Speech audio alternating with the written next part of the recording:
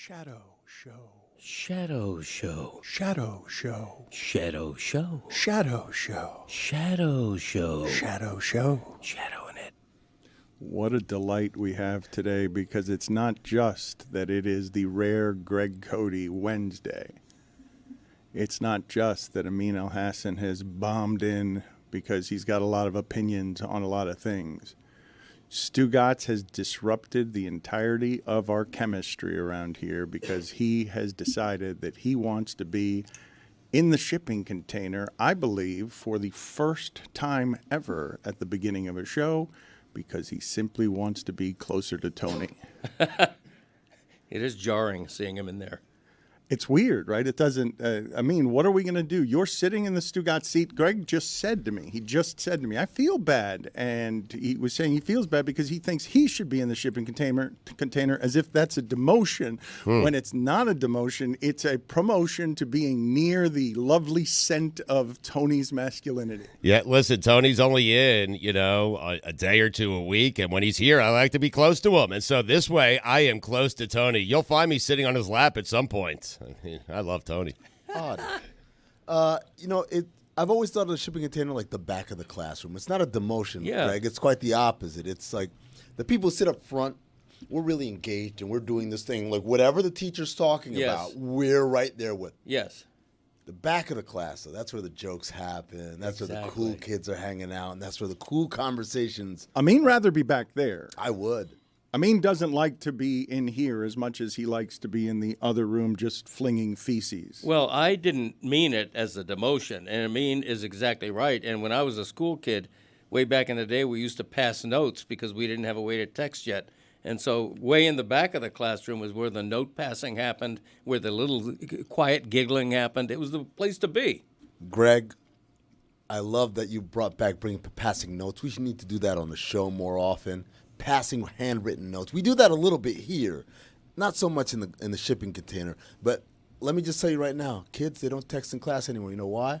They make them put their phones in the little cubby before the class starts. They can't text each other. Yeah. Wow. That's all kids, all schools. Are we still doing spitballs? Is that something that still exists in a classroom? Is that something? How else do you get someone's attention? Put it on the poll at Le Batard Show, Juju. Are we still doing spitballs in classrooms? Tony, are you comfortable? Our HR department might not be good with some of what Stugotz is doing right now with his power. Look at you flexing HR. I mean, I didn't know we had HR here. That would have been good to know like 4 years ago. We just got it. I want to see Stugotz on Tony's lap before the show ends. I just have to see that. Let's not. The visual is lovely. Because I stand throughout the show, so it's either I have him on my shoulders or that's it, because I don't really sit. I'll take the shoulders. Yeah. Tempt them.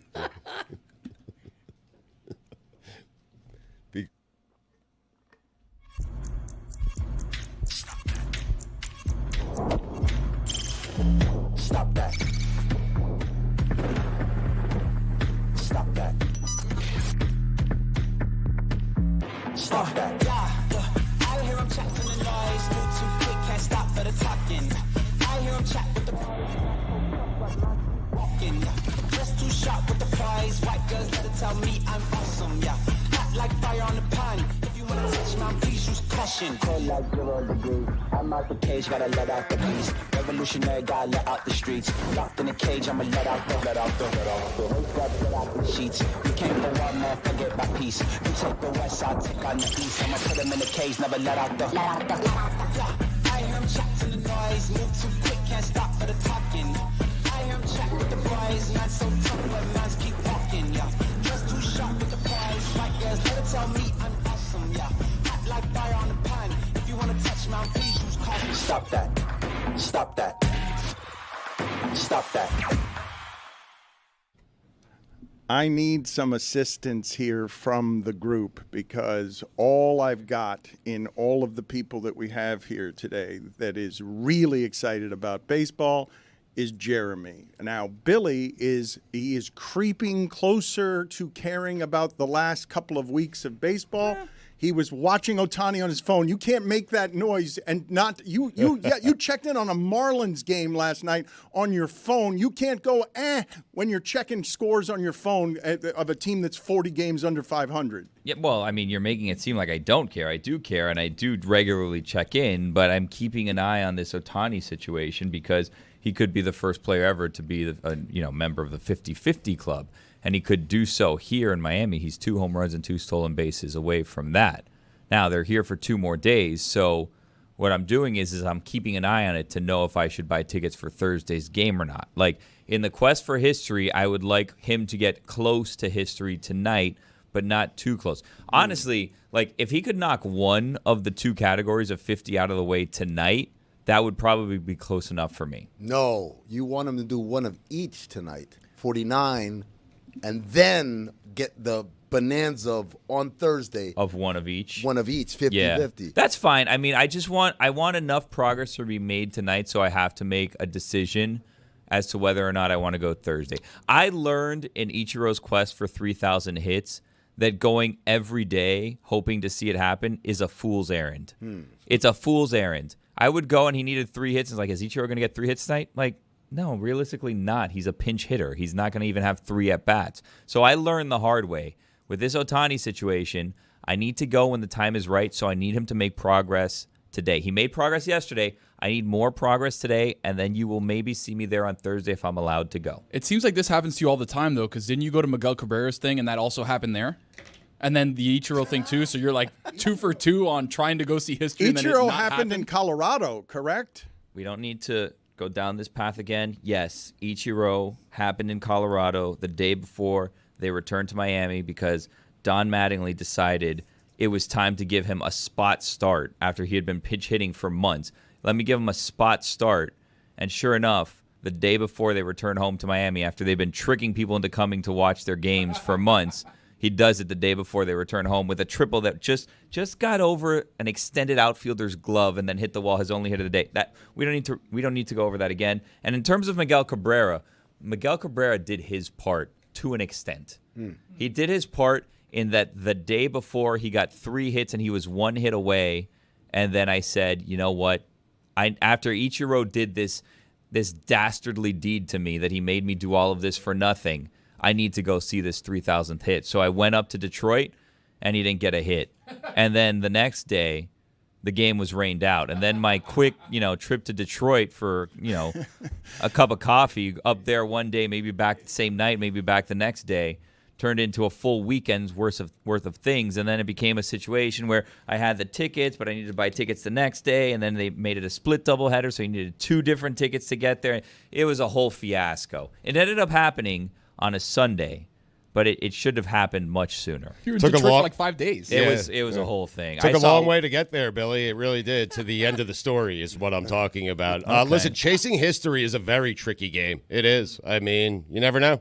How is it that you two can be sitting or standing that close to each other and not know that the other one was going to talk? So that you how is it's totally fair. How is I mean, it possible yeah, that you and Tony talked at exactly the same time when you couldn't be closer to communicate? Actually, I think we're not close enough. You're right, Dan. That's on me. It's not on Tony. Totally on me. We're not close enough. I'll get closer. I wondered the same thing. It's hard to imagine what just happened there. But one of the things that I wanted to do, because I'm going to try and get the group enticed with baseball. I know it's going to be hard. But Why do you keep saying that? We love baseball. Good question. I keep saying that because every time I've tried to talk about it over the last 3 years, nobody but Jeremy wants to talk baseball with me. He's chatty, that's why. Yeah, he just wants mic time. He'll talk about anything you want. Talk to him about crochet. I'm sure he has thoughts. I've been talking to our Meadowlark metrics people, okay? And one of the things that they've been saying for 3 years is the way to get all of the metrics up is to have hot takes, and that's not really generally, it's not generally what I do. However, I have a hot take today. It is a rare thing for me, but I believe that I'm going to say something that that is surprising at the very least, because what Ohtani is doing there is no precedent, obviously, for this kind of player. Somebody who, when he's healthy, can hit 50 home runs and also be someone who's a dominant pitcher. But I actually think that the rarest thing he's doing is the stolen bases at that size. It's like seeing Babe Ruth being able to steal 50 bases. The guys that are that power hungry generally don't bother with the risk of getting injured stealing bases, because what's the point of stealing one base when you're really good at taking all 4 of them at one time? That's a fair point. I've always thought the stolen base was a little overrated. I think the stolen base is overrated. And here's another thing I take, and I hate to say it because Ohtani's a wonderful player, best in the game. The whole arbitrary celebration of 50-50 is a contrivance. I feel that way about a lot of milestones in sports. Okay, why not 45-45? Let's celebrate that and not worry about whether he gets to 50 or not. I think he's not setting a record.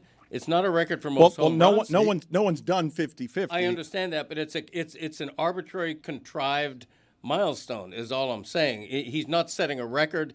You know, it's not somebody's 750. No Dodger has ever hit 50. You don't care about that? No, not really. I mean, look, he's a great player, and he doesn't need a milestone to be seen as even greater. That's my, the idea of, and with due respectability, the idea of making a special trip to a ballpark to see history made, it's arbitrary history. It's sort of a contrived milestone. It's if you're a fan of that team, celebrate it. But for all of baseball to celebrate it, I think is a bit much. I was about to get upset. Then the more Greg talked about it, the more I'm coming on his side. It is just kind of a number. Yeah. I mean, he's already the only member of the 48 club, right? Yeah, he is. Exactly. When did we didn't I didn't see any fanfare about that. What is it about 50 that makes it magical? Yeah, it's crazy. That's in sports, though. If it ends in a 0, we laud it. But wait a minute. Yeah, it's he's not, right. it's not, He's right. it's not I mean, like- it's just a round number. It's the round number. That's what It's people the care round about. number. Okay. And the Good job. 5 is an interesting shaped number. It is. It's like it's got a gut, but also it's trying to like suck it in. No Got a ass, little though. bit in the front, a little bit in the back. Yeah. Yeah. put 8 up- is really the most voluptuous of the numbers, if we can I get agree. horny. Oh, I get so horny. 8. Yeah, we Every love time I 8. see the number I'm an 8. 8 man. Yeah, I am too. It's a good point, Billy. Yeah. I prefer the 2. What? Ew. I don't know. Nobody What's likes wrong? 2. 2 is boring. What does that mean? 2. Deviant. Awful. 2's awful. 2. I mean, Don't wanna don't- body shame a don't- 2, but, don't- like, we don't could go to shame see me. Dr. Don't Hochstein, you know what I shame mean? me about what I like physically from my numbers. Don't do that. Is this the hot take? I mean, Yeah, what is the hot take? Here's a hot take. If Babe Ruth came back to play today, I would not bother going to watch him. It's a mediocre take. Not That's interested. not a hot take. Not That- interested. what Greg an said is a hot all-time take. great. An all-time great came back via time travel, and he's the only person that has access to time travel. And he came back, or I guess he came into the future, and he's gonna play a game. And I tell you, I'm not interested in going to see that. I'm not interested either. I'll tell you why. Because the whole thing is the mythology. Then you put him out there, and Oh, he'd be someone terrible. throws 105, and he's like, "What sorcery is this?" Right. I don't want to watch him turn into Greg Cody at the plate. Thank you. Go read for me how heavy the bat was that Babe Ruth swung, that he's going to try and hit You Zach. can't trust anything that you read in those history books. No. Zach Wheeler yesterday was throwing nothing but fastballs. Nothing. It was just fastballs. It was like 80% fastballs, and they couldn't hit any of them. The piece of lumber that Babe Ruth would be trying to get around very slowly on Zach Wheeler. 42 ounces on the bat. I found it says 14 chicken eggs. That's how they used to measure things at the time of Babe Ruth. He was Dominican. He was Dominican. Greg Cody, how long have you been married? I have been married about 42 years. You think 42 as an anniversary is as big as 50? Yeah, I think they're all big when you get to be my age. That's different, though. Many people have been married 42 years. It's not something to celebrate. I can tell you this. My wife doesn't delineate. Like, she wants to be celebrated on every anniversary.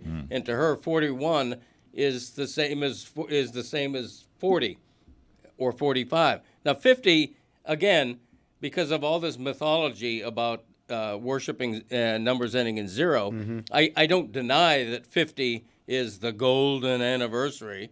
You know, I don't deny it, but that too is a contrivance. 45 is huge. 48 is going to be hot. But Yeah, it's also right. leaning very heavily on the sexiness of the number 5, right? You said the number 5 has a gut. But it's cool, though. Yeah. Nice caboose. Yeah. Dad Right. bod. Yeah, it does. It has no caboose. There's no caboose on No the ass 5. on a 5. The Well, 5 no doesn't ass. have an ass. Hold on. Which way is it facing? No, yeah, well, that's what you said before. You said you couldn't tell the front from the back, but it's clear the gut's in the front.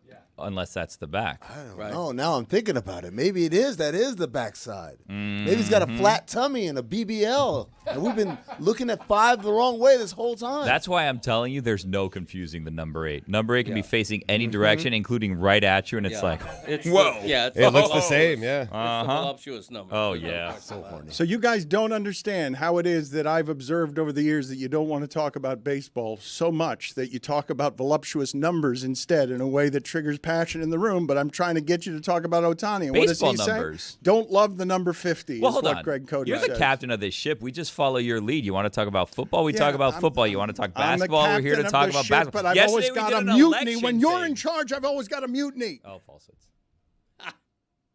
When you sit in that seat, now you got Stugotz behind you sniffing Tony. What? Babe Ruth was Dominican? Yeah, of course, 100%. What do you mean? I mean, he was born in like 1890 or whatever. They were Right. bad at keeping records. There's a lot of records. His name is George Herman Ruth. Jorge Edman. Herman. Yeah, Jorge Edman. Jorge Herman. Jorge Edman. They added Ruth at the end because they're like, we got to give him something. There's been a lot of people back in, obviously, we're relitigating history a lot of the times, and we're looking at and we're saying, hey, wait a second. He wasn't white. When they got to Ellis Island, they looked at Ruiz and they said, Ruth. Ruth. Yeah. That's what they gave him. He was an orphan. Put it on the poll at Le Batard Show. Was Babe Ruth Dominican? Because Okay. Well, hold on. Of Dominican descent, because it says he was born in Baltimore. That's what they say. Have you been to Baltimore? There's Yes. so many Dominicans there. He's of German descent, Allegedly. according to his biography. Herman. Well, that's exactly according to his biography. That's what I've been trying to tell you this whole time. Okay. Greg, are you learning this for the first time? Learning that he's of Dominican descent. That Babe Ruth was not white? I've heard rumors about that. I'm not hearing it for the first time, but I'm not seeing it in any legitimate biography of him. So You're looking through all the mainstream media sources, right, huh? and where are you finding it? I mean, I'm from the streets. Yeah. Okay. They talk about it in Baltimore. okay. there tends to be more accurate information on the streets these days than in the misinformation of wherever it is that you're getting your information on the internet. I believe in the streets more than I do in the internet. These Watch days. The Wire one time. Maybe you'll learn something. I am not going to be able to get you interested in baseball with even Jose Altuve being ejected for taking off his shoe. I want to play this video before the show today, and I want to ask you guys how unpleasant I should or shouldn't find this. I look over to my right while we're having breakfast and sitting on the couch with one shoe removed, scratching his socked foot with the sneaker on his other foot is Stugotz. Yeah, And it made me think that you had athlete's foot and that was an inappropriate place to do that. We're in the middle of the office, you're saying? I mean, A breakfast, in office and the breakfast. Yeah, all of that. When you have an itch, Dan, you have to scratch it. I'm not bending anymore. I've stopped bending about a decade ago, so I use my foot to scratch the itch, you know? It's a heady play. How did the group feel about this? Because I thought it was not only inappropriate, I didn't think it smelled particularly good either. Really? Gross. Was it that he was in the eating area? Yeah. Was that it? He wasn't. Commissary. Well, everything here is the eating area. Right. If you've seen people wandering around with food, scrambled egg, Stugotz often walks around with a single stick of bacon in his greasy hand with no Yes. with no Oh, I do napkin. that. You were so focused on my foot, you didn't realize I had a piece of bacon in my mouth. I mean, while I was scratching my foot with my other toe. I mean, Do you guys think that this is appropriate in any way in a work setting I to do. take off your shoe and scratch the other socked foot with your sneaker? Dan, as you know, I'm a glass half full kind of guy. I feel like this is a great improvement. He's not using his hands anymore. I was really worried when you said he was scratching his foot. He was scratching his foot, and then he dapped me up. Good morning, Amin. Now that I know he was using his other foot, I don't really care. I don't come into contact But with there's his foot. bacon on that hand. He's walking around. His breakfast every morning is without a plate or a napkin, just walking around with a single stick of bacon in his greasy fingers. but if you could shake one hand every single morning, would it be an actual hand or a hand that's dripping with bacon? I mean, come on. A bacon-soaked hand? Yeah. I mean, mean, come on. Everyone loves bacon, Dan. I mean, the taste, the smell, the touch, all of it. I don't intend to be argumentative, but we were waiting to talk baseball, and Yeah. you took us to bacon hands. And scratching feet and stuff. Yeah, like we're trying to stay on the baseball track here. Season's Yep. winding up. We're headed into the playoffs. Bunch of seam heads we have on this show today, and you just want to talk about bacon hands and feet. Well, let's get to this Jose Altuve footage because, so to speak, let's talk about the last 12 days of this season because of the wild card are intensely interesting if you care about anything that's happening here. This Padres game was amazing. I think the Padres struck out like 16 or 17 times. The delays caused wild pitches, and here's one of the delays because Jose Altuve has clearly grounded the ball off his foot, but is also a known cheater, and nobody believes anything that the Astros say about anything. This is what happens when Altuve grounds the ball off of his foot and then tries to prove to the umpire that they've got it wrong, that that's not a fair ball. That hits Altuve's foot. They're going to say fair ball. Brennan Miller's going to say that ball didn't hit Altuve, and that's going to be the final out of the inning. Brennan Miller is not ingratiating himself to Astros players, coaches, or manager. You got to ask for help. You got to check with other umpires to see if it did hit Altuve. Altuve needs to be pulled out of the situation. They need to keep him in this game. They're going to say that's a fair ball, and it did not hit Altuve in the end of the inning. Josh Hader taking the mound here for the bottom half of the ninth inning. Altuve showing where it hit his foot. And now he's ejected. Oh, man. That's so bad. So good. That's so bad. It's incredible. Altuve takes off his shoe and sock to just show, look at this red mark on my foot. This is my proof that you got this wrong. You got all the technology in the world in order to get this right. Here's my foot, and he gets ejected immediately upon removing his sock. My favorite part is as he does that, the ump looks at him like, "What are you doing? Get out of here!" Just a big shrug. And Well, I they feel like talk. that's what I should have done to Stugotz when he took off his shoe in the eating area. What do you want from me? I can't bend. I mean, you're hoping to get tossed at that point, right? Because like worst case scenario is you stay in the game and then you have like the weird like dirt on your foot inside your sock and you have to run around with that. You don't want that. Even Like, if he's got a red bruise on his foot, it doesn't prove I'm with that it you. was because the ball hit his I foot. think it's gamesmanship, right? Like sometimes you go in the dugout or whatever, you punch yourself in the toes a couple times, just in the event that something like this happens. You know, like this may have been premeditated. We didn't actually see a replay where it hit his foot. I can't believe anything this man tells me. Premeditated. Possibly, yeah. What are you talking about? Damn. Gamesmanship. The guy wore a wire. All right. Yeah. You're gonna think punching himself in the foot is a new thing? Guy wore technology. Yep. You called him a cheater, Dan. You did. Yeah. Banging trash cans. You cannot eject him in that situation when he's simply trying to prove You to you. have to eject him in that situation. He's Ejectable. taking off his clothes to show you up. What are you talking about? He's not taking it off to show you up. He's taking it off to show you that you are incorrect and that he has the proof. It's not proof, though.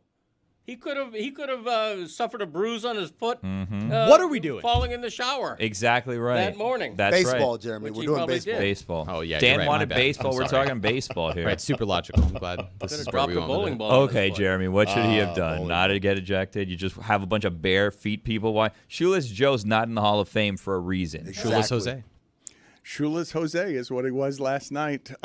You, Greg Cody, are somebody who is moderately interested in baseball. How is it that I get you to be interested in anything that's happening over these last 12 days? Because I'm at the point, and I don't know how many people in our audience are going to side with me here, I'm already checking tiebreakers.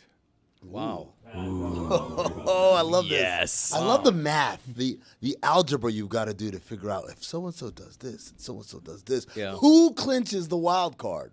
See, I'm against the wild card. Oh, no. Yeah, so I don't like What? I don't like wild cards in baseball. That's At number all? one. Greg, it's been great. I don't It's think been, so. The only reason the last 2 weeks are going to matter is because of the wild I card. know, but again, that's a contrivance. It's not real. It's the word of the day. if you get a wild card spot in baseball, the record shouldn't even say you made the postseason. Okay, I know the Marlins. The Marlins won twice. Yeah, As the exactly. wild card, they won the World Series twice. You're taking them both away? I'm just saying the wild card. I'm talking about the latest wild card. Yeah, exactly. I'm talking about the recent expansion. The expanded wild card. Yeah. He's not saying you take away the World Series. He's just saying you don't show that they made the playoffs. Right. Exactly. Now, here's the other thing. Okay, this is a Miami-based podcast. If Miami had a baseball team that was worth supporting, I would tend to be more of a baseball fan. Okay, when my hometown team starts off the season 6-24, and by midseason has traded away everybody anybody's heard of because the owner doesn't spend money, it does deter me from following the sport in general because I'm so dissatisfied and discouraged by the home team. By the way, just to fact check here, the Texas Rangers, who won last year, Both the teams in the World Series last year were wild card teams. Okay. Yeah, and the new wild card, a 5 seed and a 6 seed. Look, I'm still against it. Yeah. Okay. but should the record show that there were no teams in the World Series? No, they won the World Series. They just weren't in the playoffs. But if the You're not Diamondbacks following lost the along. World Series, they just didn't make the playoffs and didn't do anything, right? Correct. That season's Yes. gone. That's one thing I used to appreciate most about baseball is that it had so few playoff spots that they were gold. They were something to be treasured, as opposed to the NBA and the NHL, where almost half the teams make the playoffs. Baseball was great because it had so few playoff teams, and the more it adds, the more diluted it gets for me. Video, can you please show obvious video of replay of Altuve clearly being hit in the foot with the ball? I don't know about I see a lot that. of dirt coming Yeah. up. That I was the don't tip of think the that foot. was obvious. no, Come on. Yeah, no he way. reached out. And it clearly Exactly. changed If his anything, angles. he reached his foot out. Greg If- was right if- about the even bowling if. ball. Yeah. That's right, yeah. Jose Altuve. Yeah. If anything, I'd say that's insurance fraud. He hurt himself doing something else, and now he's trying to get himself injured at work. Right. This is what is happening with Greg Cody at this age, and I am assuming that most of the people in the audience will learn that their parents and grandparents will become this. It's not merely that Greg Cody is against learning. He is at this point incapable of changing his mind. He wants baseball the way that baseball was, and there is nothing that I can put in front of him that is going to change his opinion on this. He is a fully formed person on his opinions, and none of them are changing at this age. Yeah, I disagree. I'm pro learning. You know, the others, they all learn from me. I'm a guy who learns. Every is. day of my life, I'm learning.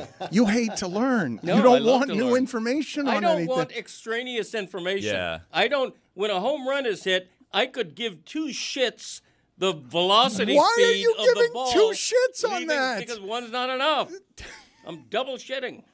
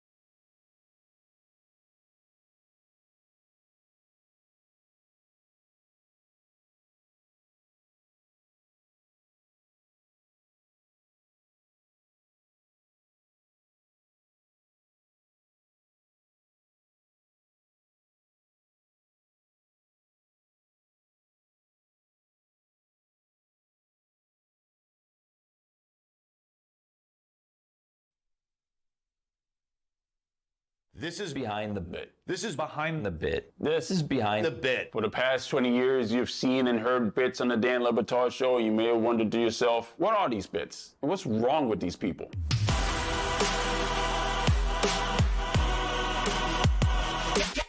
I have the incongruent images of Chris Cody in a ridiculous car battery costume, dancing happily. He will ask all our guests today some awful car-specific pun while in that costume. Is it hot in there, Chris? You need to pump the brakes on the negative attitude, all right? I am revved up for today's show. Let's do it! All right. All right, don't use all of your material yet. Guys, this is just a speed bump, all right? We're going to get through this.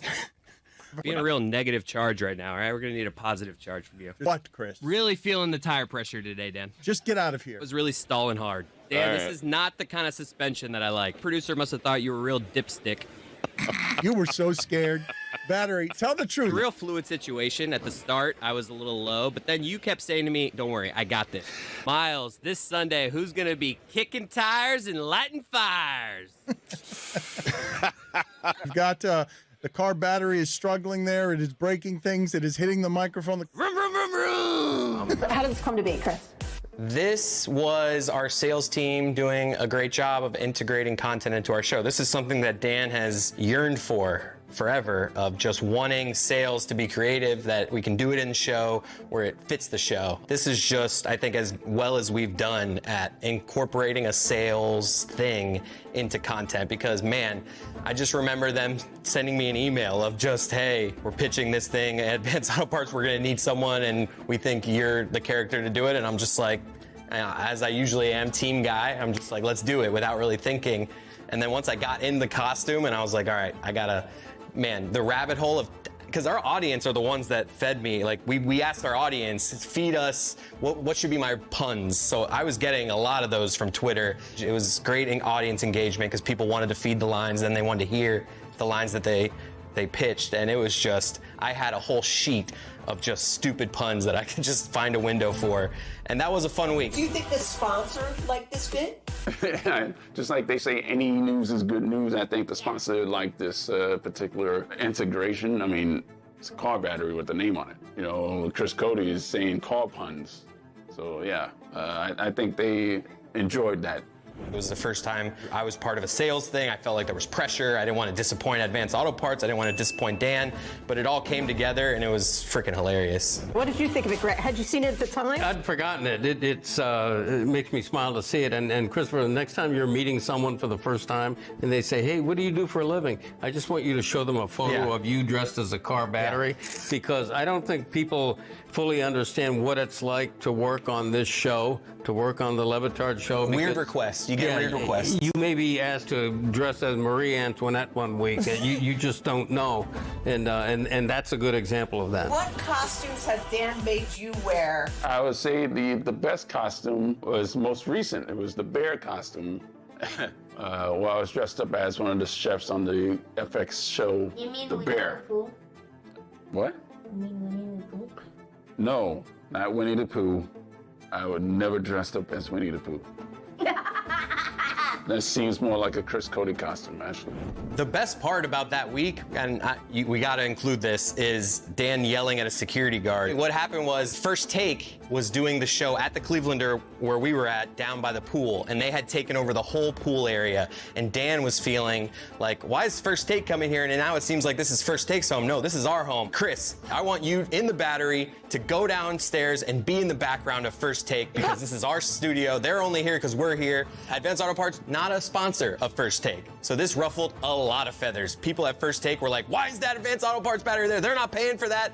So a security guard came up to me while I'm down there with my jazz hands and is like, hey, you gotta go. And I'm like, okay. So I left and Dan's like, no.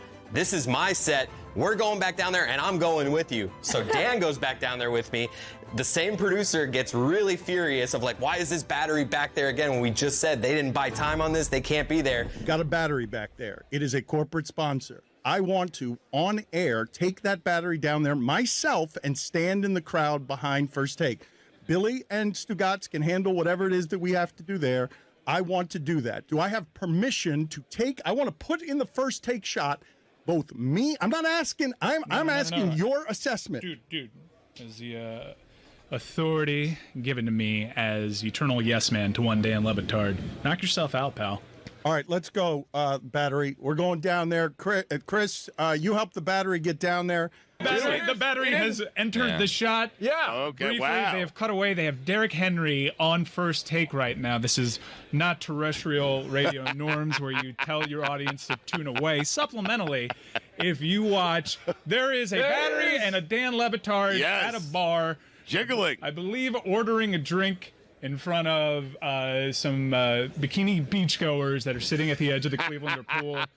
Oh, there is a producer trying to stop Dan Le Batard right now. Oh, no, this is getting testy. Uh-oh. Oh, my There God. is an Dan is in his exchange. face. Oh, boy. Yeah, are you All right, seeing this is a better idea. Forget about a happy place. Play-by-play of Dan and the security guard. This is great. This is awkward as all get out. All right, so me and Billy. This is the absolute strangest guy on. Me and Billy are at Radio Row. We are watching through a television screen live footage right now of Dan Le Batard trying to get the Advanced Auto Parts car battery on the set of First Take and screaming at a security guard. If you're watching ESPN News right now, you have a live shot of Dan talking to a security guard, pointing up at the ESPN Studio South Beach sign. I guess This is my house. This was specifically during Super Bowl week. If you notice, Jorge Masvidal was at Radio Row. That Super Bowl week in particular was in Miami. So, yeah, I mean, everybody at ESPN descended upon the city, and a lot was definitely going on around that time. And specifically, I remember Dan getting upset because ESPN basically didn't use him around the Clevelander, and they, at First Take, basically take over the entire property. So Dan and Chris, while dressed up as a car battery, went down and had an argument with ESPN security because he wanted it to take over that set for First Take, because, I mean, this is, quote unquote, his town, and this was, quote unquote, his studio. So he wanted to take over the quote unquote stage that Stephen A. Smith was on. So there's a video, there's a photo, a still shot of Dan like just giving the business of like a producer in Dan's face, and Dan telling him, this is my, like, you just, like, you don't hear what he's saying, but in the video you see Dan like, no, this is my set, this is my, like, and Dan was standing up to the First Take producers basically saying, I can do what I want around here. And it was, and you see my jazz hands, because through the whole thing I'm hearing Dan, and I'm like, oh my God, I'm gonna get fired. And I'm just like doing jazz hands with my stupid battery costume, and it was just, that's one of those things that in the moment it was terrifying, but in hindsight, it's freaking hilarious. Did any of it actually air on First Take? Yeah, it was on First Take where you saw me back there, because they're live. I remember walking downstairs for that time, like the second time, when Dan's like, we're going back down there, and I don't care what they say. I had a moment from Bad Boys 2 where I literally, Dan's like, are you good with this? And I'm like, Dan, we ride together, we die together. Like, what am I gonna, like, leave you here? Like, I'm in the costume, I'm going with you. Like, if we go down for this, we go down. So they were live, and it happened, and there was definitely some, like, you know, Dan had the answer from producers, and there was some drama after. I don't remember the details of it. Would anyone try to steal this battery? I don't think anybody thought of stealing the battery. I think more along the lines of we thought of tossing it in the Clevelander dumpster on the alley once the advertisement flight was done, but there's really no use for it now. So if you want to steal it, we could just put it outside. You can take it away in a U-Haul or something. Claire, what did you think of the talking car battery? It was so funny. It was like super duper,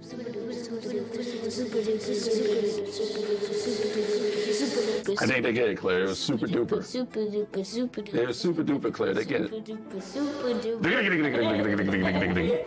Okay, Claire's a star. Claire is a star. Super funny.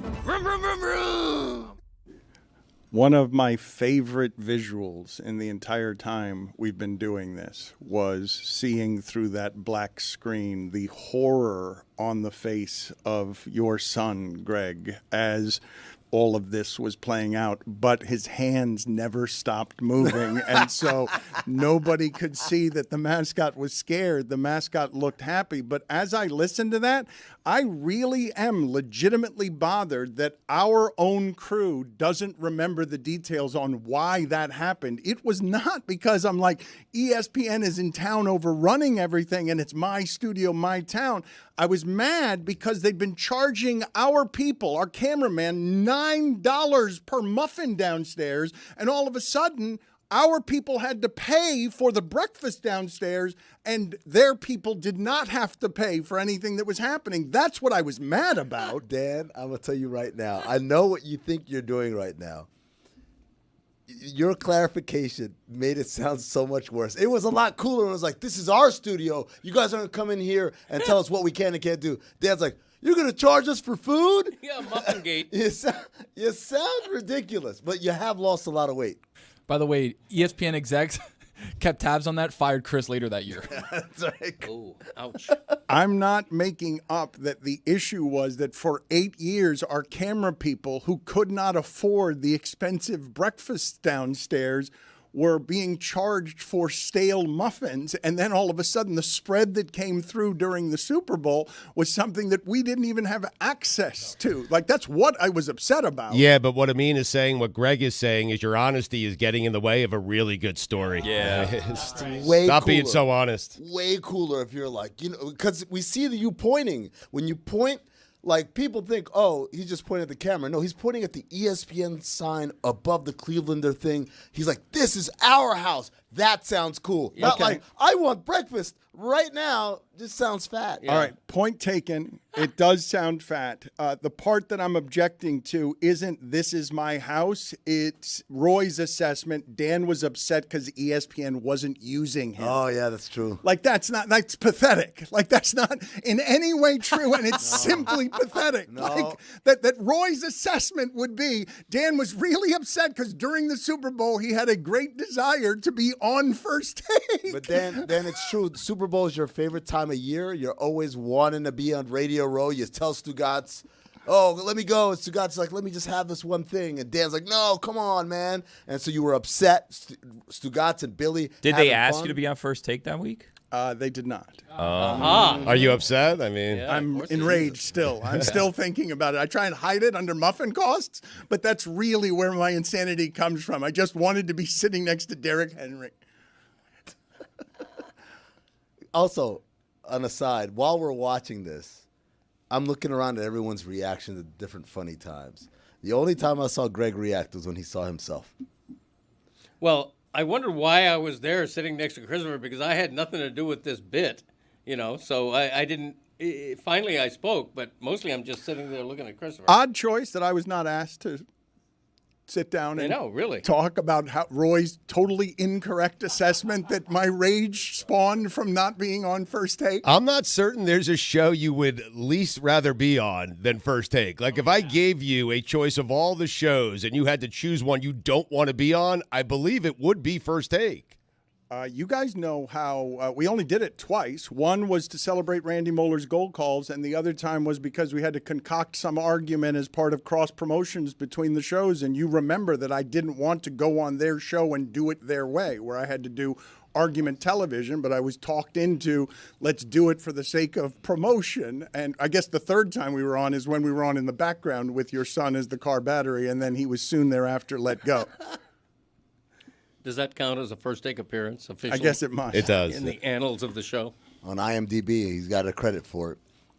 Baseball Tonight? Would you like to be a part of Baseball Tonight? Oh, we'd love that. I Are don't they know. still doing baseball tonight? I don't think so. No. It's once a week. Yeah. Is it? What Yes. time? Before Sunday Night Baseball. See, us team heads know. Yeah. They have a podcast, too. They should do it on Tuesdays, no? Like, Tuesday should be the National Baseball Day of the week because no one's playing football. And it's the only day anyone's going to care about baseball. Last night was Tuesday. Did you watch any baseball? No. Tuesday and Wednesday, I guess, right, is when you get a little bit of the football withdrawal at this time of year. But if I can't get you guys interested in what's coming on baseball now, I'm not going to be able to do it because this last 10 days are going to – it's already started. For all intents and purposes, it feels like the playoffs have already started because you've got some situations that might come down to the last game, and all of these games are really important. And a bunch of local fan bases are doing, well, I'm the Mariners. I kind of need to go 9-4 the rest of the way. Everyone locally in their region is doing that with their baseball teams. And how many teams are in it? Like how it's the thing about the wild card that has been so good is that these would not be meaningful games, Greg. Like all of these games that have huge meaning, like last night's Astros-Padres game, wouldn't matter under other circumstances. So you're really missing out on consequences, on stakes. It's a weird thing for you not to want with your sports. Right. I get that. But when you play 162 games, it's too many, first of all. I don't want to follow any sport nonstop for most of a calendar year. I just don't. And, you know, if the team that now needs to go 9-4 for a wild card spot is in that position, probably because they had a 4-game losing streak in May, you know. So again, the Mariners were up 10 on the Astros and coughed it up very quickly, but they're still in it. Right. And I'm not going to be able to do this, Jeremy. I'm not going to be able to get Greg. There's no angle from which I'm going to be able to make him interested in this. What about stars? Like, because there are more stars and up-and-coming stars in Major League Baseball right now than ever. You mentioned the Padres, Dan. Everybody thinks Paul Skeens is just going to win the Rookie of the Year because everybody's heard of Paul Skeens. Right. He has 21 career starts, right? And I believe he is only trailing Hideo Nomo, Kerry Wood, Mark Pryor, and Doc Gooden in terms of strikeouts, right? In terms of ERA over 21 starts. Sure. Second all-time behind Steve Rogers. He's not going to win Rookie of the Year because Jackson Merrill, the center fielder for the Padres, has 24 homers. That's the third most ever in a rookie season for a center fielder. He's spectacular, been carrying the Padres that have all these other names that you've heard of, but yet aren't performing up to snuff. It's him and Jurickson Profar out in the West doing that for the Padres. Can that get you interested in this chase down the stretch? Look, I recognize I consider myself to be a casual baseball fan. Yeah. I recognize that it's been a wonderful season for a number of different things.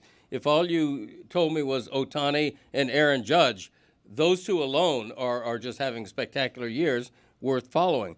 But, you know, there's only so much bandwidth, you know, and when my hometown team sucks and doesn't spend money. Well, we can follow I've been following the Marlins to make sure they don't lose 100 games. They got to go 6-5 the rest of the way. Yeah. It's a big one last coming, night. That was a fun game. That was a fun game That was yesterday. a big one, yeah. Well, that's the drama left in the Marlins season is whether or not they lose 100 Jeremy, games. I'm going to have to do something, and I'm sorry to do this to you, but I'm going to need to banish you, even though you're my ally here. And we will go to you for boring baseball reports during the show, but I'm going to need to send you away here because all of those stats, you lost everybody in the room with everything you were talking about. Well, I got taken out of it when you were comparing him to these historic pitchers because I was thinking, wow, none of their careers ended up panning out. Like they all kind of like had all this promise, and none of those Steve names. Steve Rogers. None of those names were great. Captain America. Dwight Gooden. Dr. K. Wooden arm. Do you think that story ended well for old Not the Dr. whole K? story, but he was Jeremy out. I'm sorry to do this to you, but you have to read the room, and I have to read the room. We are outnumbered here for a number of different ways. We're here. We're going down this path with you guys. We love baseball. Old Captain Mutiny over there. America's pastime. This is what I would like to present to you guys, because you specifically, Amin and Greg, thank you. because yesterday we did something, and I want to analyze this and basically the culture that we have here that I believe can be a feeding frenzy of negativity. We have seen, and Tony can speak to this as someone who loves Billy and hates Billy, we live in an environment where people will not only seize on your mistakes, they will, and this is strange for teamwork, enjoy the failures of their teammates more than the successes of their teammates. Put it on the poll, please, Juju. Do you enjoy the failure of your teammates more than the successes of your teammates? The reason I bring all of this up is I I want to play for you again from yesterday what I believe to be the dream scenario in my favorite game show of all time, Family Feud. A friend of ours had the dream scenario. They were awful all game. This was an epically bad game, but at the end, Pablo Torre rushes in and feels so good that he seems like Russell Crowe in Gladiator in terms of confidence. Are you not entertained? When he's standing next to Steve Harvey after saying, "Thank you, John Legend," is something that he just said. In the middle of his star-bleeping celebrity life, he is winning here, and I felt that this clip, which I got a vicarious thrill from, that no one here was happy for him. You need 37 points. Name a coin you throw into a fountain to make a wish. You said the penny. Yes. Survey said. Oh my God. Why?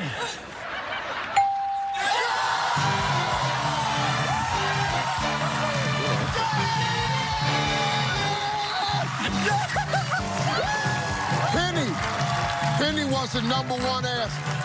I want to ask Amin and Cody why it was that I got nothing that seemed like happiness for someone that we care about around here. Well, I think, first of all, why is Pablo wearing a suit? He's not hosting the show.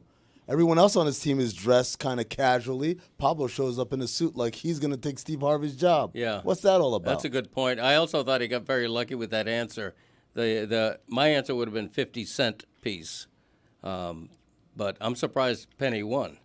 That would have gotten zero. A 50-cent piece. That would have gotten zero. Nobody would answer. No one else would say that. No one else. No one of the 100 people surveyed would say that. We're talking about a coin. Yeah. Okay, the more you invest in the fountain. It was the number one answer. Well, that's because. We don't know that. Did he say that? We're doing away with the coin. It was. It got 60-something points. Well, but that doesn't make it right. That's exactly true. Look, Canada abolished the penny in 2012, and we're about to follow. It costs. Are we? It costs 2.1 cent to make a penny. So if you manufacture 7 billion pennies, you're spending over $14 billion to do it. It doesn't make economic sense. So the 50-cent piece. It's an inefficient coin. I don't think that math was right. It's an inefficient coin. It makes a better splash. Exactly the 50-cent piece. And I get what Greg's coming from here. He's saying, you know what? You want to toss it into a fountain to make a wish? I want it to be as much wish as possible. Let me send the most valuable coin I can, and then it will be the most powerful wish I can make. Right. You want to impress people. Exactly. And press that fountain. Everybody else is flipping pennies in there, and here's me with my big, shiny silver coin going like that. Everybody's oohing and eyeing. You have it like the fast track at Disneyland, right? Like you Yes. flip that coin, and they're like, wait, right this way, Mr. Cody. Right, exactly. Right past all these other wishes. Yes, thank you. I would like to ask the audience by poll, is there such a thing as a 50-cent piece? Have you ever seen a 50-cent piece? Yes. I have not. And should the penny be abolished? I also want to go back and check Greg Cody's math on this because I believe he was Trump after the debate. I won 87-3. Like he was just making up numbers there. The 14. None of that math sounded right. Okay, look it up. He said it costs 2.1 cents to make a penny, and if you make 7 billion pennies, it costs you $14 billion. Yeah, a little bit over. They're eating the dogs. No, I believe I'm right. Now, I would have to look it up. Always do. You always believe you're right. Okay, somebody vet me. I have confirmed it costs 2.72 cents to make a penny. Wow. How about that? I underestimated Yeah, he that. underestimated. Okay, but I was on the right track, Yes. Jack. So it costs $14 billion to make more. $7 billion. Yeah, more. It's a horrible business model. Do you? Yeah. I don't know if you guys remember. It just reminded me of my childhood. One of the wrestlers who was my favorite was the Great Kabuki. He didn't have any wrestling skills, but he would blow a mysterious blue mist in your face. Greg just threw a bunch of numbers at us, and he just blew a bunch of numbers at us, and he's like, and because he surprised us by having the initial fact, which was wrong, 2.1 cents to make a penny. We then got disoriented by everything that he said after that. None of the math on that seems like it was correct. You got to give me credit for 2.1. I mean, the answer is 2.7. The point is we're spending more than twice what we need to spend to make an archaic, useless coin. When's the last time you used a penny? Oh, he uses cash all the time. Right. I do actually use change on occasion, but most often what I do with change is just leave it for whoever it is I'm buying something from. Well, now I'm wondering, Greg, how much does it cost to make a 50-cent piece? Because it seems like that's the way we could fix this economy, right? We just start printing 50-cent pieces that cost 12 cents to make, and we're making what? 38 cents a piece. That's a very good point by you. Yeah. You know? I want all of you to imagine Greg Cody in this scenario where he needs to get the number one answer and 37 points to win. And they're like, a coin you throw in a fountain, and now they flip. A shilling.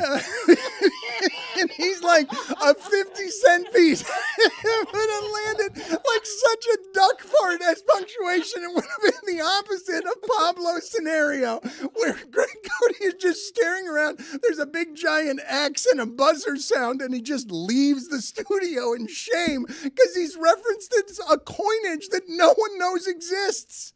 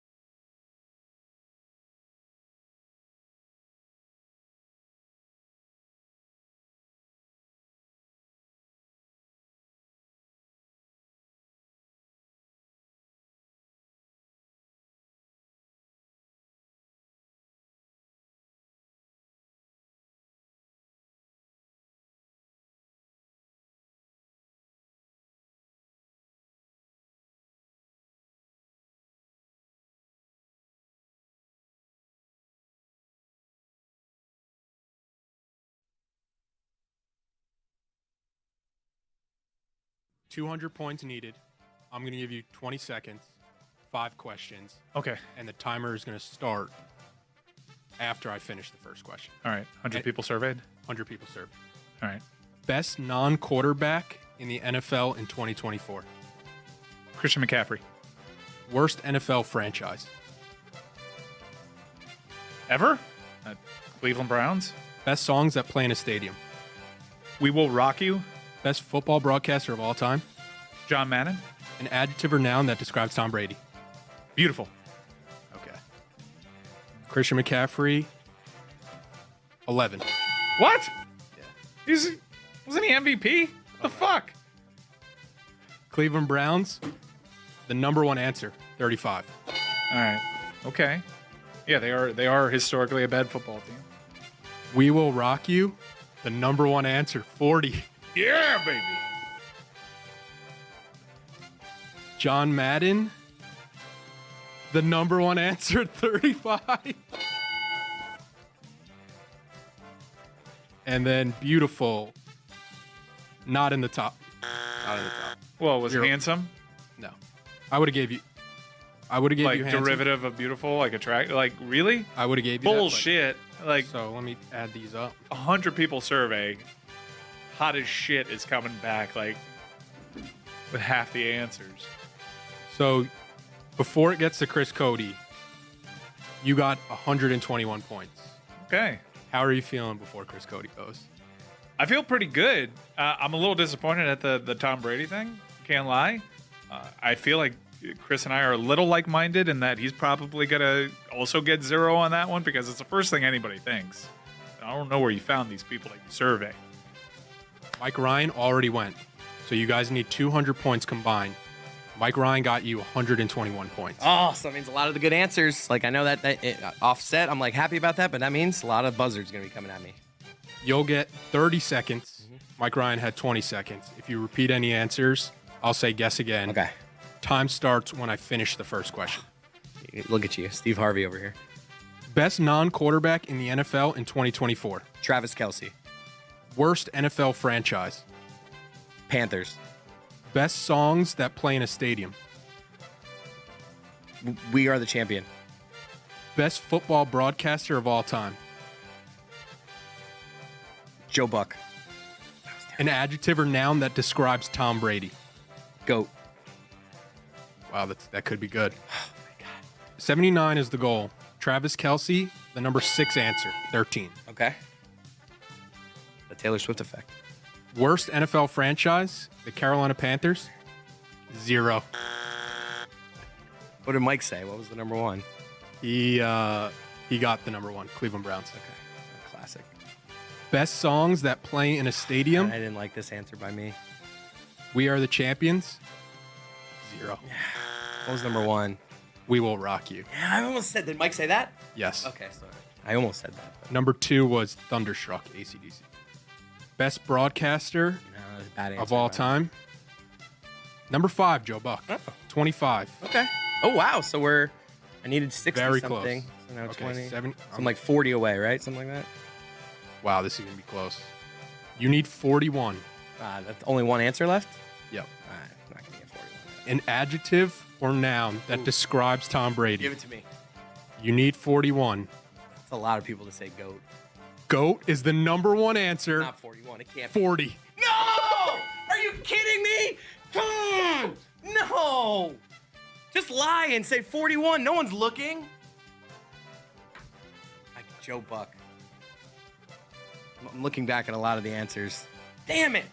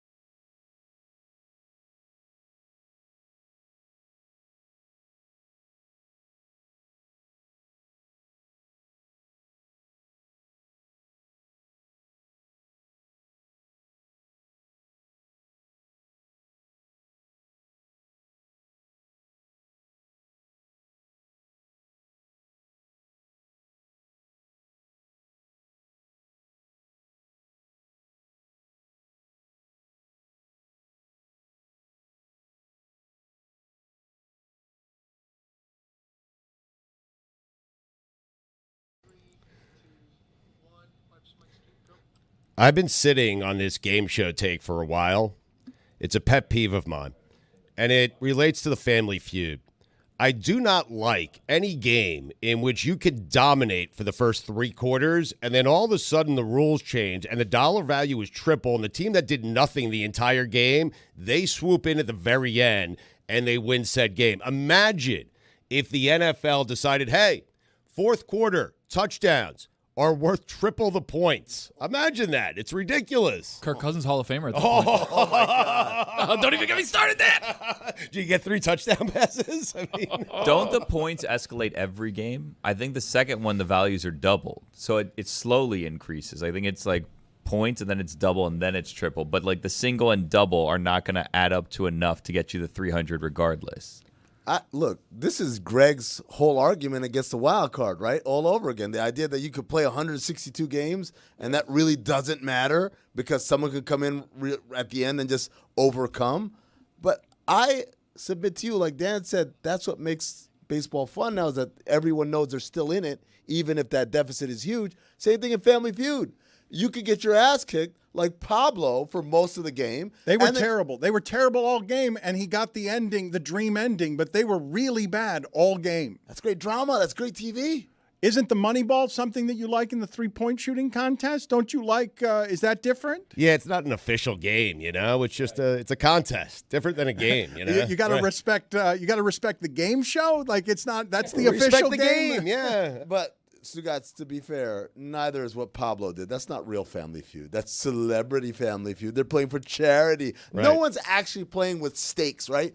Real families. Yes. They play for stakes. They're That's like, right. man, I need this money. This Yep. is going to fund the college education, perhaps. Bring an uncle, bring a cousin, bring a brother, bring a sister. Right. Otherwise, not the real Family Feud. I'm with Amin on that. Exactly. Yeah. You got to win a Dodge Caravan or it doesn't count.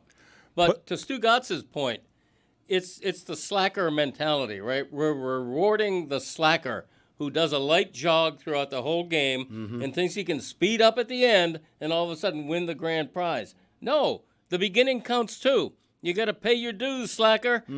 I should be a fan of this. Right? You just realized that.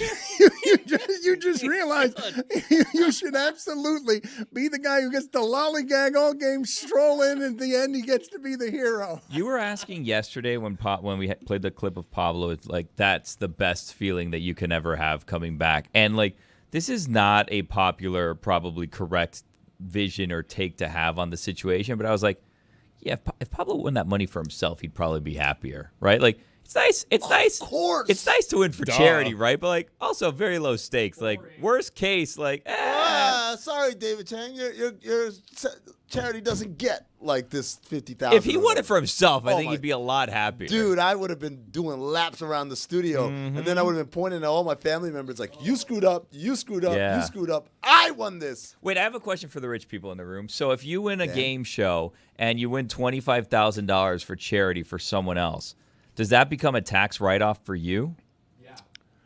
I don't have any experience in this. I imagine David Sampson will be able to answer this question for us. We will ask him as our resident financial expert in a second. I saw that David Sampson was also, I believe at Meadowlark Media, there was no one who was actually happier for Pablo in that situation than David Sampson. I saw no other happiness anywhere in our building for Pablo, and it struck me as super strange because this is a moment I believe any of us would have loved having. Mina Kimes, I believe when you guys talk about the money of this, Mina Kimes, the most valuable thing for her here is either look good playing or don't look bad.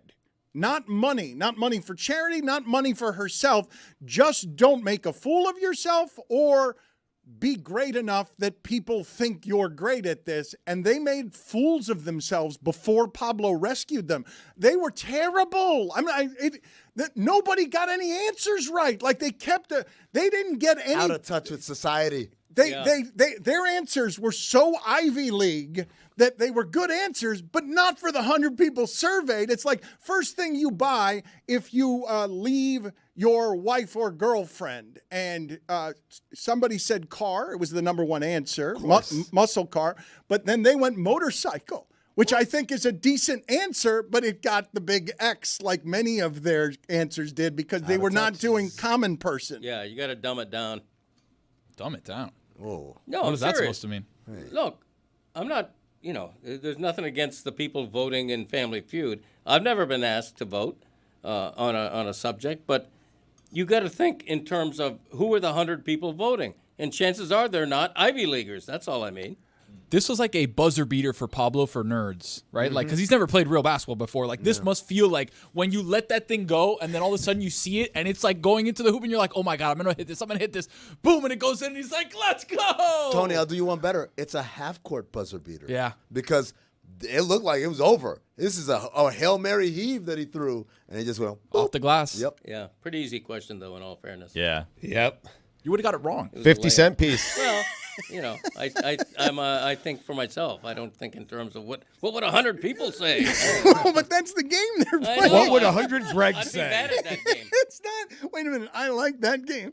I like what would 100 Greg say? That's good. A little wordy for a game show title. It would say me. Yes, it would just say me again and again. David Sampson is with us now. Oh my God, I'm going to hit this. I'm going to hit this. Boom. And it goes in. He's like, let's go. Oh. Turn down that Little sound. play-by-play. Call it, Yeah, Billy. call I it. appreciate It was me. that reminder, Tony. Put it on the poll, Juju, at Le Batard Show. Is Pablo winning Family Feud like a buzzer beater for nerds? Because I think Jeopardy might be that, but I also think that Family Feud can qualify. Sampson, can you hear us? Nothing Personal is the name of his podcast. Why do you seem to be like the only person at Meadowlark Media who is happy for Pablo Torre? I can't imagine why everyone wasn't happy watching one of our own kick some serious Celebrity Family Feud ass. Now, of course, it is way easier to be a great closer when your starter stinks. And David was so bad in the first round, but Pablo did it under pressure. Congratulations. I loved it. I wouldn't say he kicked ass. He got one good answer that saved the day. Well, no, he went into the final round and he needed 150 points because David Chang was so bad. He needed 150 points. But he wasn't a closer. He played the entire game. He was terrible all game long. No, but David is right, though. When you do that, when you're in that situation, it means all the number one answers have been left for you. It was easy. That was an easy run for Pablo. Yeah, correct. Yeah. And Although the questions were actually easy for Pablo. And I was thinking about on Celebrity Family Feud, did they survey people with the easier questions? Penny is such an obvious answer that I figured David would have done it in the first round. But when it was available with no buzzer, Pablo was saying, oh, my God, I can't believe that I got to say Penny. Well, you say it's easier. Put this on the poll as well, Juju, at Le Batard Show. Is Celebrity Family Feud or the real Family Feud or a real Family Feud? Because both teams were so bad, the sudden death question they had to go to, in which they had to answer one question correctly quicker than the other person, is what color do you associate with camouflage? Oh, come on. Yes. That's tricky. Green. Not red? Top Could be one brown. answer on the board. Could be brown. What was the answer? Green and brown make up camouflage. Yeah. They're equal partners. They're not equal partners. We surveyed 100 Greg Codys. It's a great game because somebody would answer that Greg and get it wrong because the correct answer is brown. Am I the only one who associates camouflage with green and brown in equal measure? I feel like creating a whole menu of questions, asking Greg, and then we should play Family Feud. What do 100 Greg Codys say when surveyed? Let's do that, Greg. During one of the breaks, let's figure out how to play what 100 Gregs have Let's been do that surveyed. next week, Yes. yeah. No, Yeah, not next I week. would also Next point segment. out that wish granting is not based on the amount of the coin dropped in the fountain. It is not that rich people get their wishes granted more than poor people. It's not Sounds like about they do. penny versus dime versus a 50-cent piece. Okay, we've all looked in a fountain, right? I question whether penny is the correct answer. Okay, I see a lot of quarters in there. I see a lot of silver. I don't see many pennies in a fountain. There's a lot of I green question coins, the too. idiot who throws the silver in, wasting the 49 cents. Put it on the poll, please, Juju. Do rich people get wishes granted more than poor people? I think you're going to lose this one, David. I think you guys tell us. I mean, I'm saying it's not correlated to the value of the coin that's placed in the fountain. I think it is. I mean, it makes common sense that it would be, right? You know, if you invest a lot of money in a stock and the money hits and the stock hits, you win more money than if you invest $1 in a penny stock, right? The genie of the wishing well is a capitalist as well, David. Yeah. Put it on the poll. Yes. Is the genie of the wishing well a capitalist as well at Le Batard Show? And also put on the poll, is your fountain wish more likely to be granted if you throw more money in? Well, it's like buying a raffle ticket. You could buy 1 or you could buy 50. If you're doing a 50-cent piece, you're 50 tickets to this raffle. David, I have a serious question for you. On game shows where money is won for charity, who gets the write-off? Is it the game show or is it the winner of the money that then goes to charity in their name? No, the game show. The game show is the nation. The only way you get a write-off is if you take your money and donate it. So if Pablo won $25,000 for himself, he would pay taxes on that as though it's income.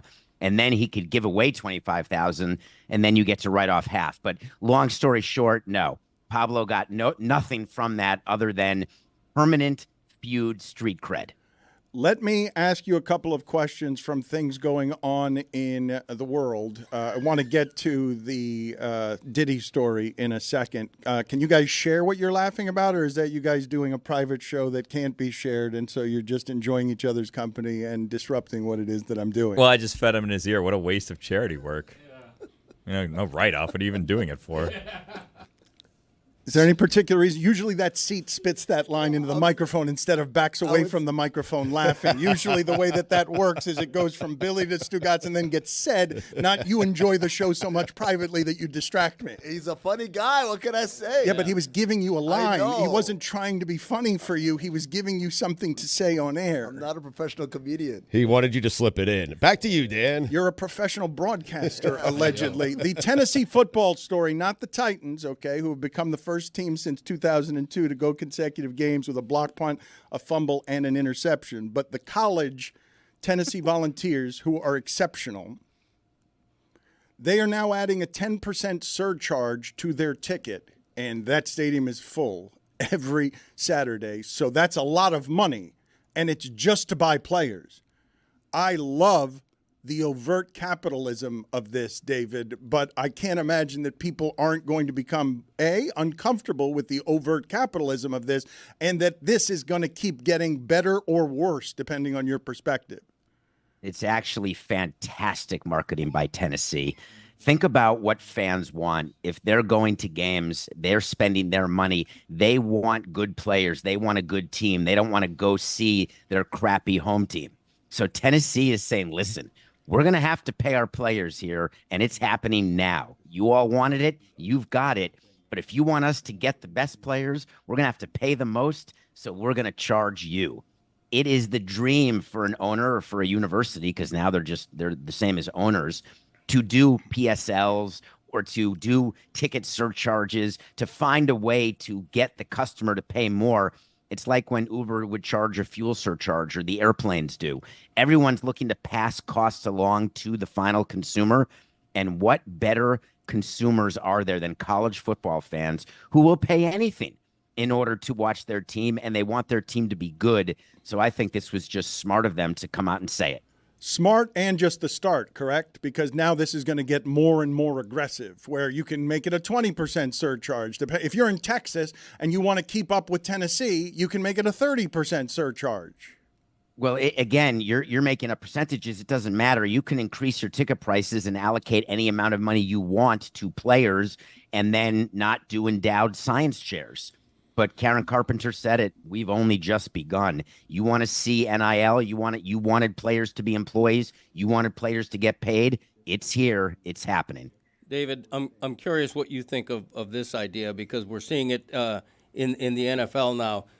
Is private equity going to come into college football in a way where an Elon Musk type billionaire all of a sudden owns 30% of the Michigan Wolverines or any other college? Hey, Greg, it's happening now. Jay Williams just did a panel, and he said he wants to buy 49% of the Duke basketball program. And there are programs out there right now trying to raise money in order to pay the players over the table. And now you have private equity firms. Stephen Ross, right in your hometown, wants to sell part of the Dolphins. And the way to get the best valuation may be to go to a private equity firm. But the thing that people aren't focusing on is that Steve Ross, good example. Let's say his team is worth $7 billion plus the Grand Prix and everything else. PE firms want investment returns. And do you think the Dolphins will be worth $10 billion, $13 billion? Is there a bubble coming? Because PE firms are not interested in sports per se. They're interested in a return. But it is a new source of money that is going to be gotten for owners. It is fairly amazing to see that Phil Knight was getting the Oregon Ducks cheap and was way ahead of the curve, because this has already been in play for a while, but now it's getting more competitive and it's about to get crazy because Phil Knight Nike has basically owned that program for a while now. But I want to play some sound for you here, David, of what the results are of this. I'm going to go out to Colorado. This is a 4-win team, and it's super interesting what's happening around Colorado for a lot of reasons. Listen to what Deion Sanders is saying is one of the results of the fact that now these are no longer amateurs. They are paid professionals. When I say I genuinely love these kids, I genuinely really do. It's not about what they can do for me on the football field. Is about what I can help them with in life. Landscape has changed in football. Once upon a time, you guys never attacked college players. Now they're making more money than y'all. And some of y'all are envious and jealous about that. So you're on the attack. It was hands off a college player because he's an amateur. Remember that, guys? Now it's hands on. Go at them any kind of way you want. They're making more money than me, and I'm mad about it. When you attack them, these guys are sensitive. They've never been attacked. They hadn't gone through what I've been going through with y'all for years. They haven't done that. So it is what it is. I know you're going to do your job and what you must do, but your job does not say attack. The personal stuff, leave it to be personal, because if we start flipping the script on y'all, you wouldn't like it. I can easy. Thank you, Lord, for stopping me there. Whoo, that was almost a good one. That would have went viral. David, he is so right on all of that. The biggest divider between the athlete and the customer is money. And when he spits at the reporters, you're jealous because they're making more money than you. This is something that infects sports.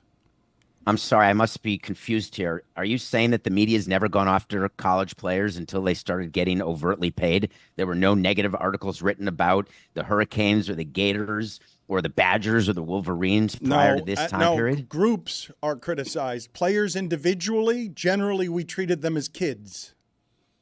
Well, I would only say that if we take child actors as an example, when you give too much money to people who are too young and you don't have protections around them, bad things happen. Bad things have been happening around college sports for as long as I've been alive, for as long as I can remember. There's an entire new FX series that Dominique Foxworth was a part of about Aaron Hernandez and what went on when he was in Florida. I'm not sure that it's in anyone's top 5 list that they are protective of players, whether they're being paid or not. I want to show you what it is that happens when you start giving this kind of fame to young people. Let's play this video of Shedeur Sanders, Deion Sanders, his son, just going to school. Now, this is something obviously that has happened for college quarterbacks for a long time, but the way that young people are now around fame feels reminiscent of how it is they were behaving around the Beatles a long time ago. Look at this.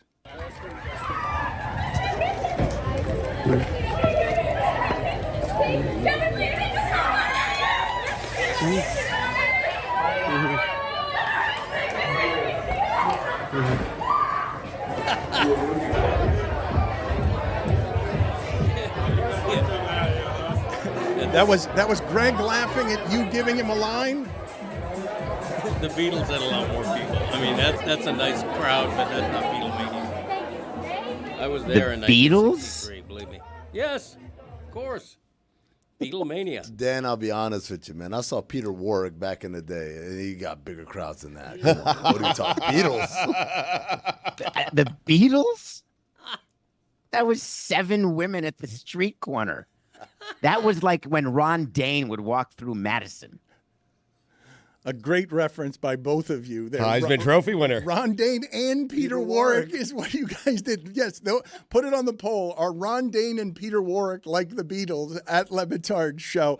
The larger point is, though, David, that you give young people this kind of celebrity given to any kind of people can be distorting in ways that are corruptive. Giving it to young people seems to be a bit of a sickness. This has been going on for a century. I'm just not understanding what your point is. Go back to the Different Strokes cast or the Mickey Mouse Club. So are you saying that right now college athletes are way more famous than they've ever been? I would argue there's TikTokers that are 1,000 times more well-known. David, I'm saying the combination of fame, money, and power are corrosive to any human being. Giving it to 18-year-olds in a way, it's the combination of things that can be dangerous. You're disputing that? I'm just saying it's not new. That's not an NIL take. That's a take that you don't want any sort of youth to be involved. The money is new. The combination of things, the criticism that is individuals, the attacks of the media about money. These things are new. I'll tell you what the new part is. The new part is that every single one of those kids has access to everybody's opinion at any moment in their pocket. That's the new part. That's the part that I think also Dion confuses, which is what is the difference between being attacked by the media, which would be Greg Cody writes a column about how some kid sucks, versus people tweeting, you suck. That's two different things, and it's not a function of whether the kids are getting paid or not. It's a function of we have this technology that allows everybody to say their opinion at any moment and anybody to devour all of everyone's opinions all at once, constantly 24/7. I can tell you guys this, though, 20 years doing the show with Dan, until the kids started to get paid, and he's still hesitant to do it, Dan would not rip college players. He would not rip their performance on the field. I would, but Dan would not. Do you have, I don't feel like you ever do that even now. Well, it was a rule I had, but sports radio changed that with college kids. Coming up, I never criticized a kid by name. I didn't think that was right. Well, my mentor at the Miami Herald, Edwin Pope, had a personal policy to not name a player who had just been beaten for a game-losing touchdown pass, for example. Would not do it. Everything has changed, and money is a large part of it. Deion Sanders makes a couple of great points. I disagree that it's a jealousy, envy thing, but it's by large amount a money thing, right? I mean, we judge everybody and criticize everybody relative to their income. That's why Trevor Lawrence is under a lot more pressure than Brock Purdy right now, because he just got paid and he's still not playing that well. So when a previously amateur college player is now making tens of thousands and hundreds of thousands of dollars, yes, he is subject to more criticism, to more spotlight than he used to be. David, can you tell me, we'll move on to other subjects here because I did want to get to some other things. It seems to me, based on allegations that I'm reading yesterday, that maybe Diddy's got extraordinary lawyers and maybe rich people usually historically can get out of just about anything with their money. But what I read from the details yesterday, that seemed like that's someone who's not getting out of prison. And when you don't give him bail, like I thought he was a flight risk before. I thought he was going to go the Russell Simmons route as soon as this started closing in on him. When you're reading the details on Diddy, does this seem like someone who's going to be in prison for a long time? I think it's totally irresponsible to answer that. But what I will say is that he is going to not have an opportunity to get a plea deal. And the reason I think that this will go through a trial is because they want to make an example. They want him in prison for life, and no one accepts a plea for life unless the alternative is capital punishment. But what's in the indictment is damning, and that's how all indictments are. But now you have to go prove it in front of a jury of your peers. And proof is not 1,000 bottles of oil. As crazy as it is, and what we heard about the freak-offs and how awful and disgusting and disturbing, that's not our justice system. You have to get into court and get people to see what happened and prove what happened beyond the reasonable doubt, which is super hard to do. But I'll tell you, from a optic standpoint, he lost already. But from a in jail for life standpoint, that remains to be seen. David, you say you don't expect the plea deal to happen. However, a lot of I read through some of the court filings, and it seems like they have a lot of this has been captured by a camera in his house, and he has information of other people who have participated in illicit activities ranging in severity. Couldn't there be a plea deal in which he flips on all these other people? Well, no, it's hard to have the guy at the top isn't the one who does the flipping. You try to get people below to flip in order to get the guy at the top, and you give people below a smaller sentence. P. Diddy is the top. He's the one who they want. So now there could be a plea deal if they say, hey, listen, let's do 25 years without the possibility of parole. And his lawyer says, you go to trial, you're risking life and you're going to live more than 25 years. So I guess there's always a scenario where a plea deal could happen. But if I'm P. Diddy, I'm probably not accepting 25 years. I'd rather take my chances and hope that my celebrity wins the day. But it is not a good day to be P. Diddy. It's Diddy. That's a fine. It is Diddy. He's been federally indicted on counts of sex trafficking, racketeering, transportation to engage in prostitution. The prosecutors asserted that women believed they simply couldn't refuse Diddy's demands without physical or emotional abuse or without fearing that their financial security would be put at risk. David, when you say it's hard to get a conviction, generally speaking, don't federal indictments of this kind usually end up in a conviction or a penalty about 80% of the time? It seems like it'd be the opposite of hard to do. This kind of thorough coming after Diddy, because they waited a long time. This has been an investigation that seems like it's super thorough. But grand juries do that all the time, Dan. You just have heard of Diddy. That's why this is getting your attention. Of course, you don't put down an indictment unless you think you're going to win.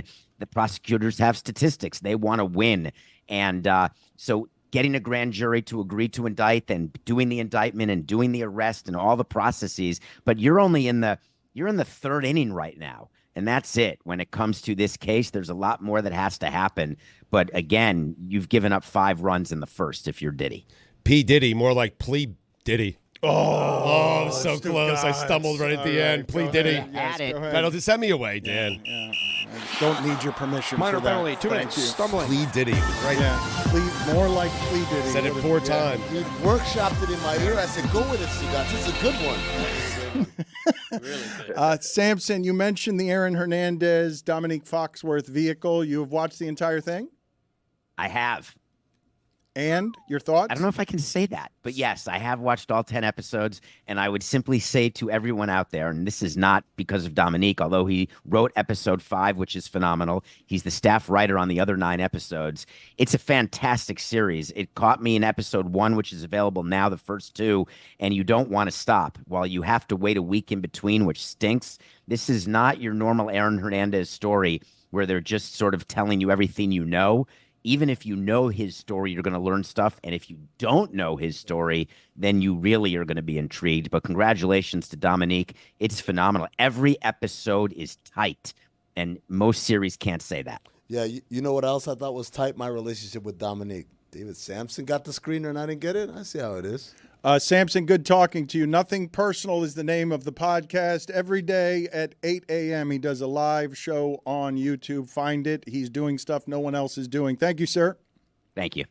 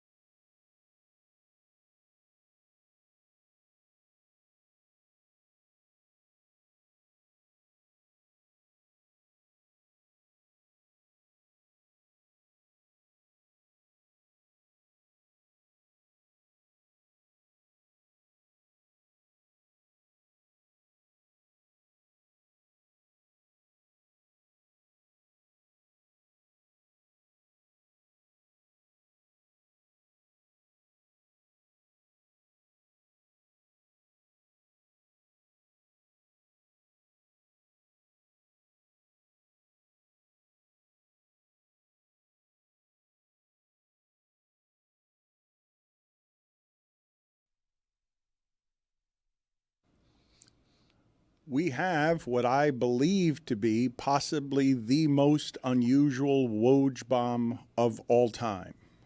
I had to, and this part's exhausting, check and recheck and recheck and recheck to make sure that it was fact, because yesterday I got fooled by Adam Scheffler reporting that Cam Newton was working out for the Carolina Panthers. Scheffler.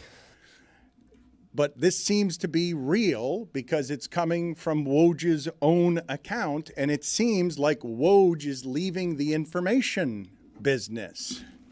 And I think this is genuinely shocking because I believe he just signed a 9-figure deal, did he not? The information guy is more valuable than he's ever been. The information guy is made more crazy than ever by the intensity around that job.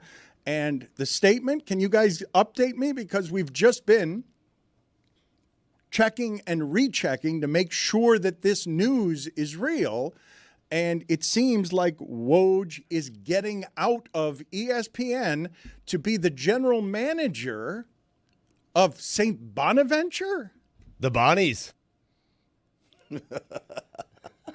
Tony? It's also NIL allocation, recruiting, and supporting successful Bonnies coach Mark Schmidt. But, like, you're doing all those things now as kind of like your second act in your career. It's just a weird time, no? Oh, this feels like there's something else. The job has either made him crazy or his family crazy, and he's got to keep everything together because this is not in any way a promotion. This is not, it might be a good job to somebody, but this is a job that wouldn't pay somebody very much money at all. Dan, when you get a chance to turn around the Bonnies, you take that chance. Yeah. You do. I mean, it's not every day that Woj is offered an opportunity to turn around St. Bonaventure, one of the great college basketball programs of all time. I mean, can you please help me know what that job pays? Does that job even pay $500,000 a year? The job he just stepped to. I'll be honest. First of all, like typically no, but again, we live in an NIL era. I don't know if people get a cut of the NIL money. Kind of like, hey, how much does a morning radio show host make? All right, now how much does a morning radio show host make when they get a cut of the sales? The way that like Mike Greenberg. It ain't going to be $10 to $12 million a year that they're paying on the open market for someone like Woj in the information business. Probably at a school like St. Bonaventure, probably not. It's probably not a tenth of that. Probably not, but again, I don't know. Should we be that shocked, though? Because, yes, he gets paid a lot of money, but this is an easier lifestyle. Like, I've talked to Adam Schefter about his life. We talked to Diana Rossini yesterday about what she goes through and, you know, how her kids are putting her wallet in the microwave, and she doesn't know because she's chasing down an NFL story. And so he has a chance to go back to a place where he went to school, be the GM of a basketball program. It reminds me of what John Wildhack did, who was the former president at ESPN. Vice president. Or vice president. Went back to Syracuse to be their AD. And I think it was just an easier, better lifestyle, you know? Yeah, I guess. I mean, like, Wildhack, I believe, was a Syracuse alum. Adrian is a St. Bonaventure alum. Syracuse, although Stugotz, kind of a bigger deal with a bigger budget program than St. Bonaventure. You can't say to me, none of you can say to me, this isn't shocking. Like, you're not allowed to say to me that this is not a shocking thing that has just happened. This is, in our industry, something that is absolutely shocking. Like, you can't say you're not surprised by this. The suddenness of it, for me, I mean, were there any rumors about something going on with him and ESPN? Not that I heard. It just, the suddenness of it is what shocks me. And the suspicious mind would say there's got to be something behind this, because who leaves? He's one of the biggest celebrities in sports journalism. He's going to disappear on the staff of Bonaventure. I'm sorry, great basketball program or not, he is going to disappear. That's not a shocking statement either. You are also right about that. Tread lightly. Apologize, Greg. I think that for everyone listening to this, there are 5 of these in sports media? 5. He is the king of this with Schefter, with Shams, with Jay Glazer, with Diana Rossini. There are not very many of these. Good day for Shams, huh? I'm surprised he didn't break the news. Beat me to the joke. Maybe he told Woj. That would have been so great. You guys, I don't think that it has to be seen as suspicious to simply say that the lifestyle is not healthy. Let's play this Diana Rossini sound. She got buried, by the way.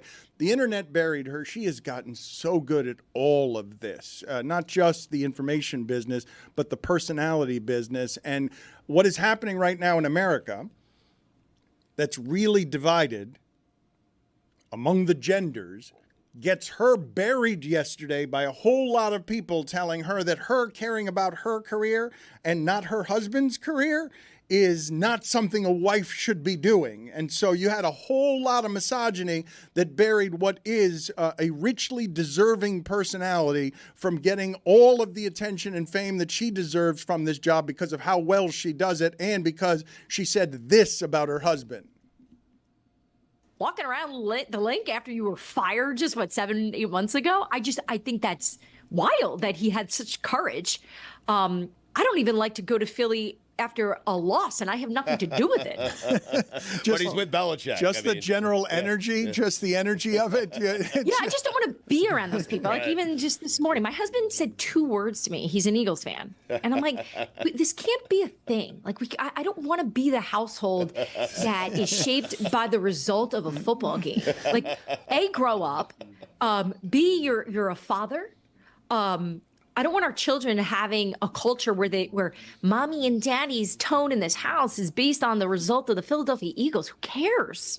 So stupid. Isn't it a case, though, where while we don't want daddy to be moping around because the Eagles lost, we also don't want mommy moping around because she missed the call on some offensive coordinator breaking news? The house is on fire. I bring it up all the time.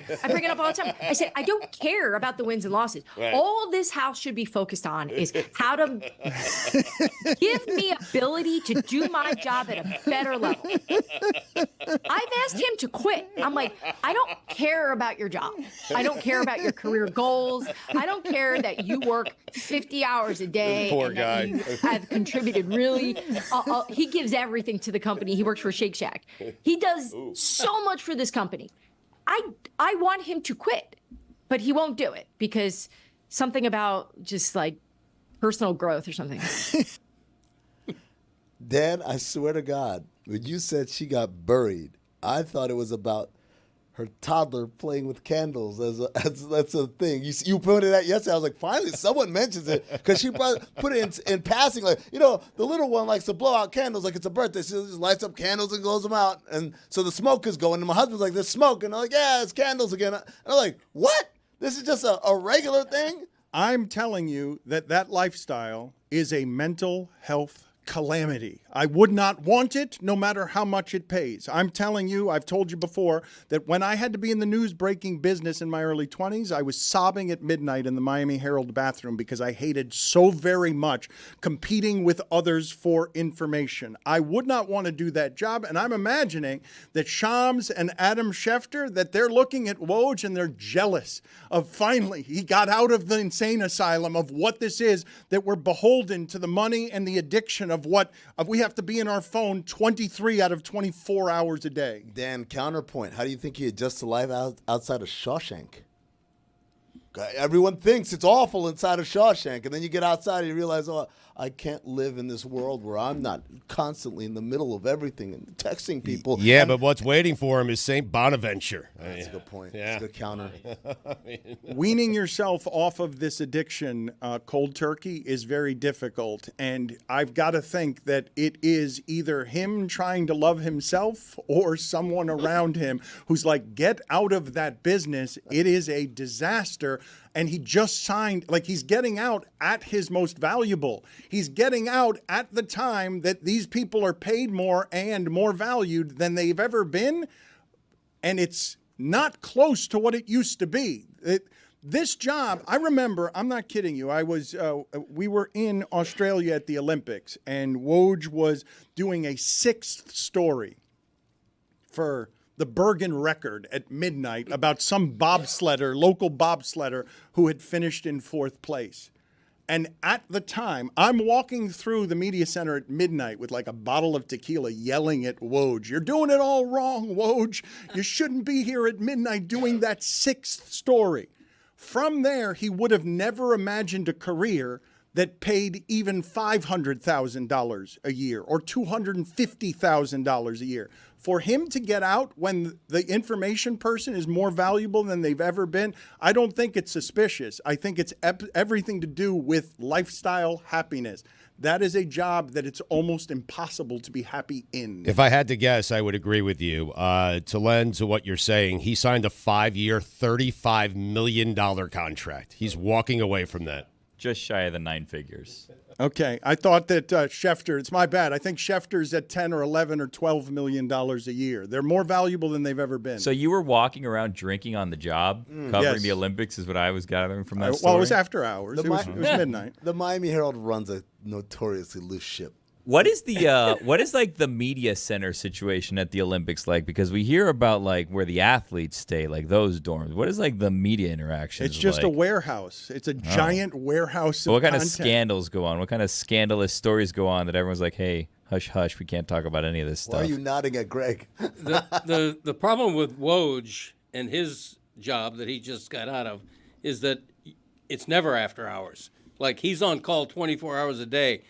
Believe me, I covered the University of Miami football for 5 years in the late 80s, mid to late 80s. You hated it, and it were was terrifying. and you were bad at it. I was bad at it, and I hated it. And the first thing I would do every morning is get up and read the Miami News to see if they had beaten me on a significant story. And the biggest joy of my professional life is when I got done with the UM beat, and a couple of years later I became a columnist. Not because it was a perceived promotion or raise, but because I no longer had the stress level of covering a major beat for what was then a major paper. It's debilitating.